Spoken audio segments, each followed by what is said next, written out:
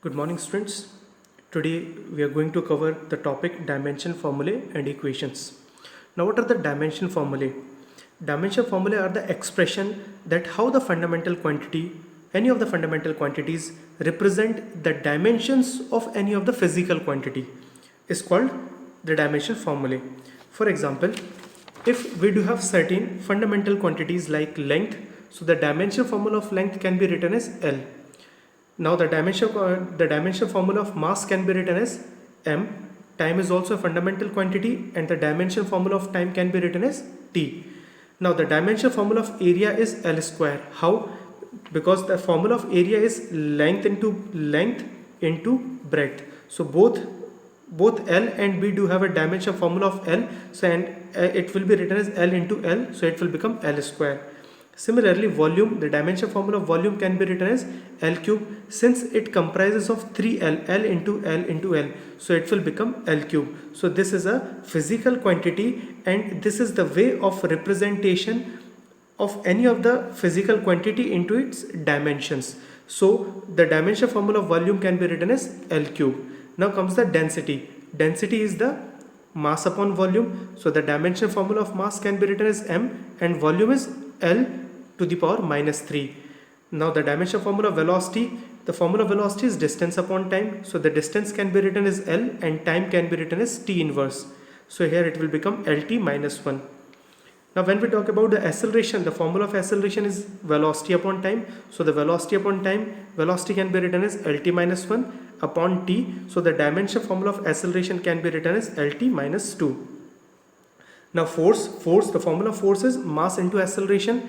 Here mass can be written as m and the dimension formula of acceleration is LT minus 2. So the dimension formula of force can be written as MLT minus 2. Similarly, work, the formula of work is force into displacement. The dimension formula of force is MLT minus 2 into displacement L. So it will become ML2 T minus 2. So this will be the dimension formula of work. Similarly, momentum, the formula of momentum is mass into velocity. Mass is m and velocity is LT minus 1. So the dimension formula of momentum can be written as MLT minus 1. Similarly, power is work upon time and the dimension formula of work is this we have already derived ML2 T minus 2, and when this quantity is divided by time and hence we'll get ML2 T minus 3. So this is the way how we can calculate the dimension formula of any of the physical quantity. There are n number of formulas are written at the back side of your part 1 physics book. So you can go through the dimension formula from there. Now there are certain application of dimensional formula and there are basically three applications. And our first application is to check the correctness of a given equation. Suppose if we are provided with some equation and we have to check the correctness of the equation, so we can easily do that with the help of dimensional formula. Before understanding this concept, we have to understand the concept of principle of homogeneity. Now what is that? If an equation will be dimensionally correct if the dimension of all the terms occurring on both sides of the equation are the same. Suppose if we do have an equation in which there is some quantity given on the left hand side and one quantity is given on the right hand side. If both the side, the dimension formula of both the quantities are same, that is known as the principle of homogeneity. So this principle is very important. Now one more point which is also very important. This principle is based on the fact that only the physical quantity of the same kind can be added, subtracted or compared. For example, if we can add velocity to the velocity only, or if we have to compare velocity, then we can compare it with velocity only. Or we can say that if we do have mass, then we can add only mass to it. We cannot add length or time to that. So we can say that the principle is based on the fact that physical quantity of the same kind can be added. Only the same type of physical quantities can be added, subtracted or compared. So these are the 2 points which are very important before studying the correctness of the given equation. So now we'll take one example. We'll understand the concept by an example. Let us check the correctness of the equation s is equal to ut plus half at square. This is the second equation of motion.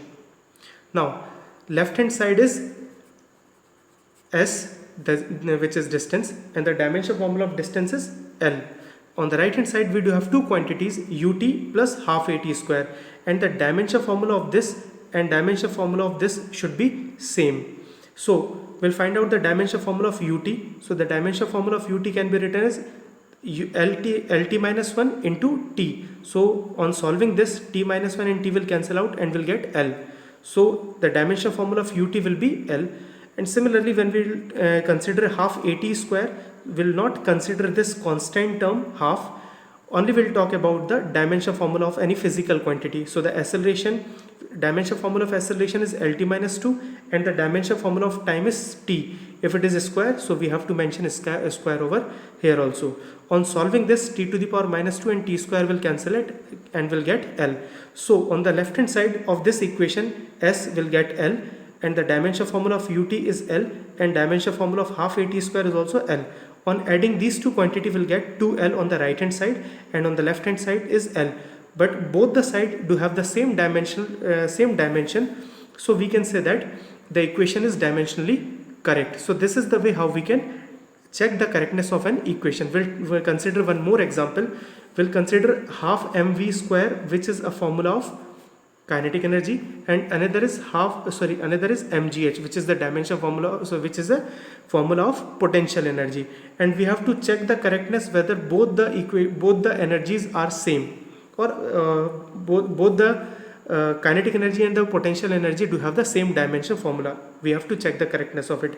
We'll not consider this half term, and the dimension formula of mass is m and the dimension formula of v is lt minus 1, and since it is a square, so we have to consider it square here also, and this is equal to m. Dimension formula of mass is m, dimension formula of g is lt minus 2 and h is L. So the dimension formula of h is L, and when we'll solve this, we'll get m L 2 t minus 2. On solving the bracket, here L become L square and t minus 1 become t minus 2 on opening the square, and here we'll get L into L, it will become L square and t to the power minus 2. So on both the side, ml to t minus 2 and here also ml to t minus 2. So both the kinetic energy and the potential energy do have the same dimensional formula, and hence we can compare the two energies. So this is the need of checking the correctness of an equation with the help of dimensional formula. Now we'll move to the second application, that is to deduce the relation among the physical quantities. Now if we are provided with some physical quantities, and we'll consider one example. Derive an expression for the centripetal force F acting on a particle of mass m moving with velocity v in a circle of radius r. That means, according to the question, we have to find, or we have to derive an expression for the centripetal force which depends on the mass, velocity and radius of the particle. So let us consider force is directly proportional to m to the power a, v to the power b and r to the power c. This is why we are considering it like this, m to the power a, v to the power b and r to the power c, because we don't know how the force is proportional to m, v or r. So we have considered a, b and c are the power of mass, velocity and radius respectively, and when we'll remove the symbol of proportionality, we'll get when we'll remove this, we'll get equal to sign and one constant k. So we'll not consider this. So F is equal to k, m to the power a, v to the power b and r to the power c. Now we'll talk about the dimensional formula on the left hand side as well as on the right hand side. So the dimensional formula of force is mlt minus 2. The dimensional formula of mass is m. The dimensional formula of velocity is lt minus 1. And the dimensional formula of radius, that is length, is L. So we'll substitute the values in equation first. This is our equation first. We'll substitute all these values in equation first. So hence m1 L1 t to the power minus 2 is the dimensional formula of force, which is equal to k. This is constant term, so we'll not consider it. M to the power a, the dimensional formula of v is lt minus 1 to the power b and L to the power c. On solving or opening the bracket, we'll get m to the power a, L to the power b plus c, because here L to the power b will come and here L to the power c, and when the base are the same, then the power will get added. So here it will become L to the power b plus c and t to the power minus b. So now we do have these two, this equation like this: m1 L1 t to the power minus 2 is equal to k m to the power a, L to the power b plus c and t to the power minus b. Now what we'll do, we'll compare the powers of both the side. and on comparing we'll get a is equal to 1, b plus c is equal to 1, and minus b is equal to minus 2. So like this way it will become. On comparing the dimensions of similar quantities on both sides, we get a to the power 1, b plus c is equal to 1, and minus b is equal to minus 2. So minus and minus will cancel out and we'll get b is equal to 2 and a is equal to 1. With the help of this b is equal to 2, when we'll substitute the value of b in this equation, we'll get the value of c. So we'll get the value of c is equal to minus 1. And when we'll get all the values of a, b and c, again we'll put the value of a, b and c in equation 1. So this is our equation 1. F is equal to k m to the power a, v to the power b, and r to the power c. On substituting the values of a, b and c in this equation, we'll get m to the power 1, v to the power 2, and r to the power minus 1. And this form can also be written in the form of mv square upon r, which shows that force, the centripetal force, is directly proportional to the mass, directly proportional to the square of the velocity, and inversely proportional to the radius of the circle. So this was the second application of our dimension formula.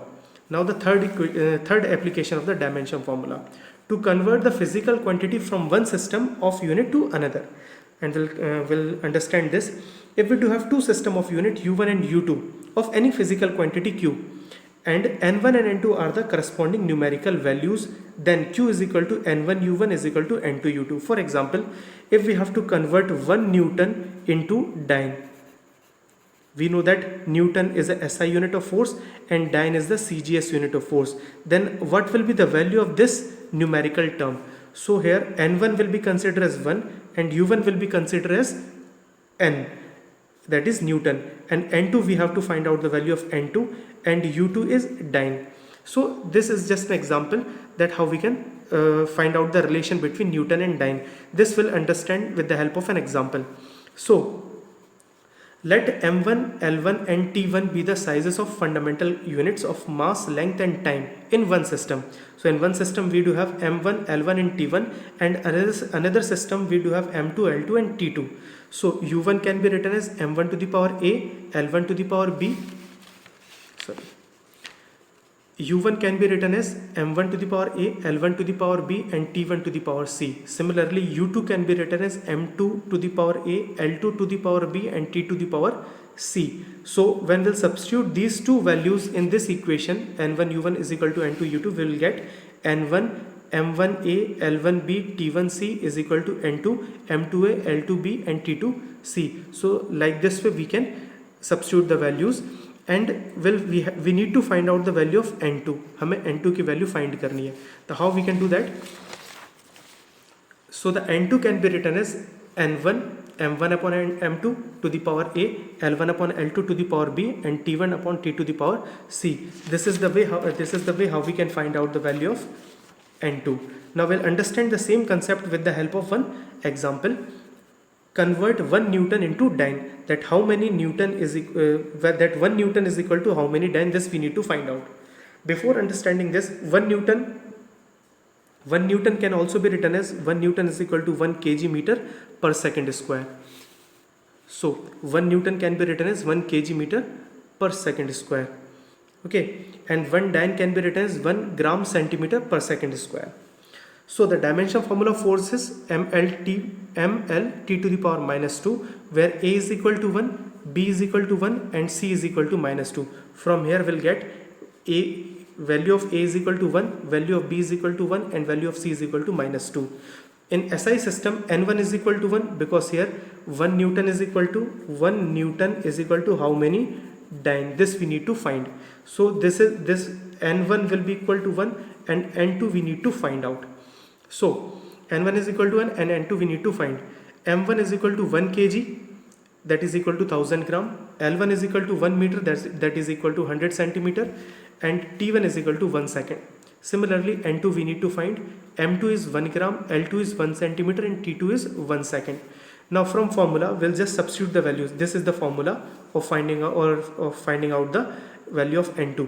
n2 is equal to n1 m1 upon m2 to the power a, l1 upon l2 to the power b and t1 upon t to the power c. This is the formula, and we need to just substitute the values of these m1 l1 t1 and m2 l2 t2 from these two terms, and we'll get 1 N1 की value कितनी है 1, M1 1000 gram, L1 100 centimeter and T1 1 second upon 1 gram 1 centimeter 1 second. So the units will cancel out and finally we'll get N2 is equal to, on solving this we'll get N2 is equal to 10 to the power 5. So 1 Newton can be written as 10 to the power 5 because N2 is the 10 to the power 5 is the value of N2. So this is the third application of dimension formula. Now while studying dimension formula, there are some limitations of dimension formula which are very important. So the limitations are like this. The method does not give any information about the dimensionless constant k. We have considered one constant k. So the dimension formula does not give any information of constant k. So this is a limitation of dimension formula. Second point, it fails when a physical quantity depends on more than 3 physical quantity. Here we have considered the examples like M, L and T. So these are the 3 physical quantities. Now if the physical quantities are more than 3, then this dimension formula is failed in this concept.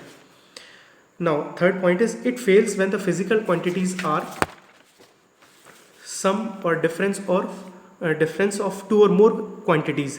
Suppose there are 2 or more quantities, there also the dimension formula fails. It fails to derive relationship which involve trigonometric, logarithm or exponential function. So whenever in any of the equation there are trigonometric functions or logarithms or exponential function, there the dimension formula, concept of dimension formula is completely failed.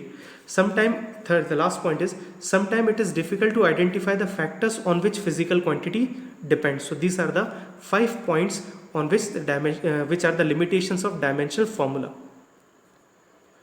So our next topic is significant figure.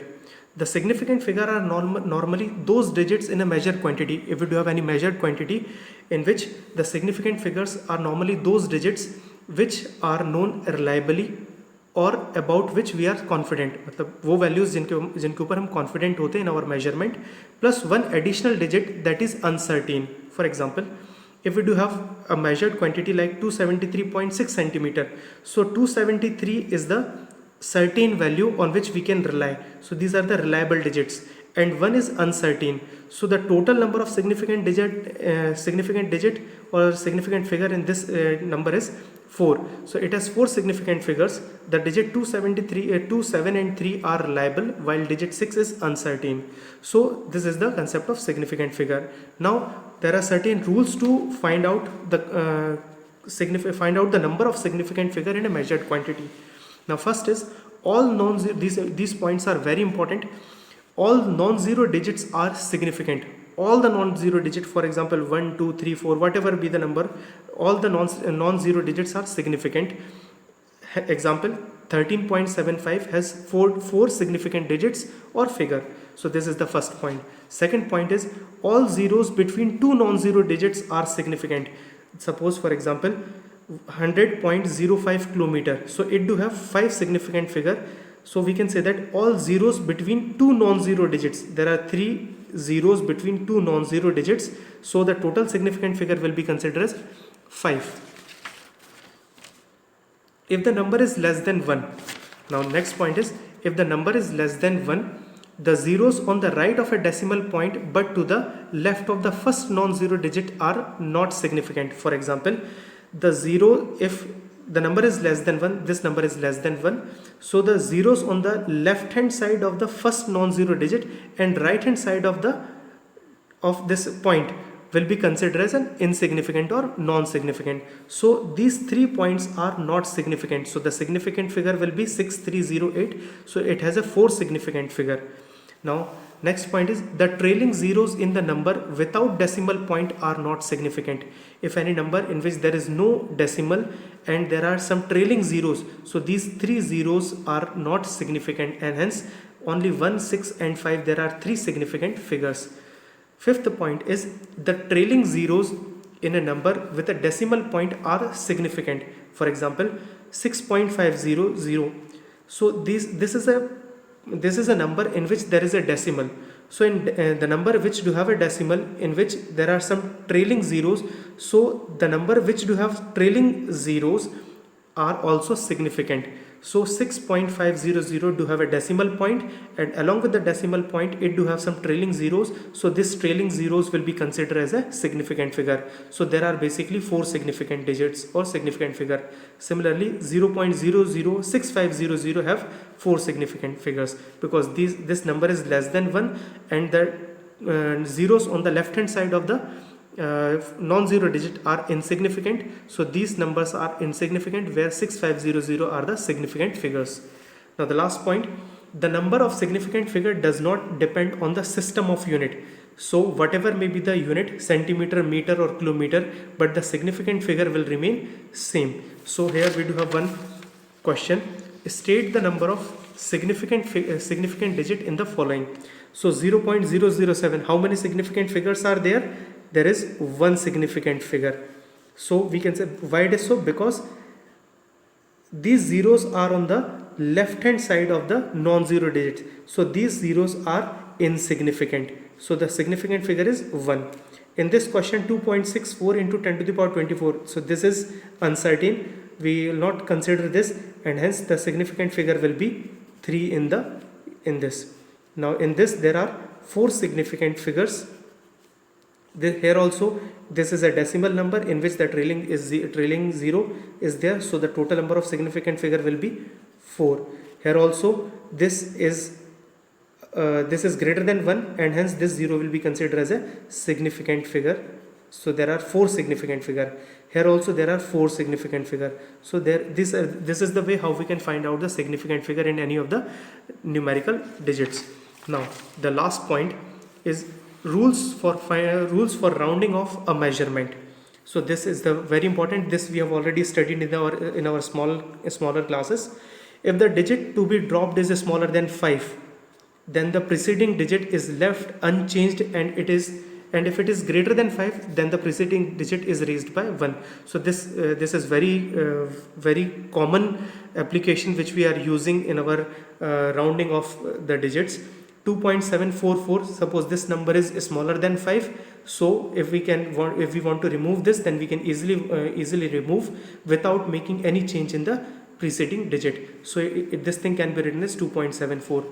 But if the trailing number is greater than 5, then we can remove it by adding one digit to the preceding digit. So it will become 2.75. So this is the first rule. Second rule is, if the last digit is 5, then how we can round it off? How we can round it off? If the digit to be dropped is 5, then the preceding digit is left unchanged if it is even, and if the preceding digit is raised by 1 if it is odd.